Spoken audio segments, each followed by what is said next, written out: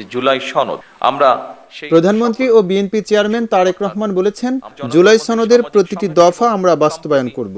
রোববার রাজধানীর ওসমানী স্মৃতি মিলনায়তনে 4 দিনব্যাপী জেলা প্রশাসক সম্মেলন 2026 এর উদ্বোধনী অনুষ্ঠানে তিনি এসব কথা বলেন।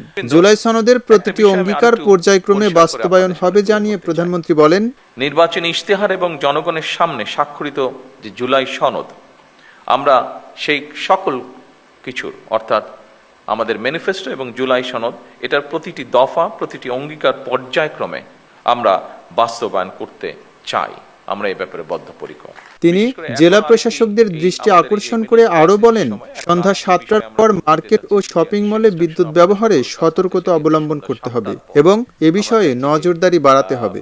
বিভিন্ন মার্কেট প্লেসগুলোতে যাতে বিদ্যুৎ ব্যবহার না হয়, এ ব্যাপারেও আপনাদেরকে একটু খেয়াল রাখা প্রয়োজন, খেয়াল রাখতে হবে। তারেক রহমান বলেন, জনপ্রশাসনের প্রতিটি পদই অত্যন্ত গুরুত্বপূর্ণ হিসেবে বিবেচনা করতে হবে এবং দেশের যে কোনো স্থানে দায়িত্ব পালনের জন্য নিজেদের সবসময় প্রস্তুত রাখতে হবে।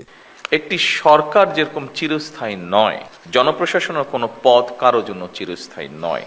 জনপ্রশাসনের যে কোনো স্তরের কর্মকর্তাগণ যদি রাষ্ট্রের প্রয়োজনে যে কোনো সময় যে কোনো পদে দেশের স্বার্থে যে কোনো স্থানে কাজ করার জন্য মানসিকভাবে প্রস্তুতি থাকেন, আমার বিশ্বাস জনপ্রশাসনে পেশাদারিত্ব গড়ে ওঠার ক্ষেত্রে এটা একটা সহায়ক ভূমিকা রাখবে। সরকারের নীতি ও পরিকল্পনা বাস্তবায়নের ক্ষেত্রে আপনারা বিশেষ করে বিভাগীয় কমিশনার এবং জেলা প্রশাসকগণই জনগণের সঙ্গে সরকারের প্রধান সেতু বন্ধন। আপনাদের সততা, কর্মদক্ষতা এবং দায়বদ্ধতার উপরে সরকারের গৃহীত কার্যক্রমের সাফল্য বলা যায় প্রায় পুরোটাই নির্ভর করে। রোববার সকালে রাজধানীর ওসমানী স্মৃতি মিলনায়তনে জেলা প্রশাসন সম্মেলন 2026 উদ্বোধন করেন প্রধানমন্ত্রী তারেক রহমান। মন্ত্রিপরিষদ বিভাগ সূত্রে জানা গেছে, সম্মেলনের প্রথম দিনে প্রধানমন্ত্রীর কার্যালয় ও আওতাধীন সংস্থা, স্বাস্থ্য, শিক্ষা, প্রাথমিক ও গণশিক্ষা এবং আইন মন্ত্রণালয় বিষয়ে আলোচনা হয়।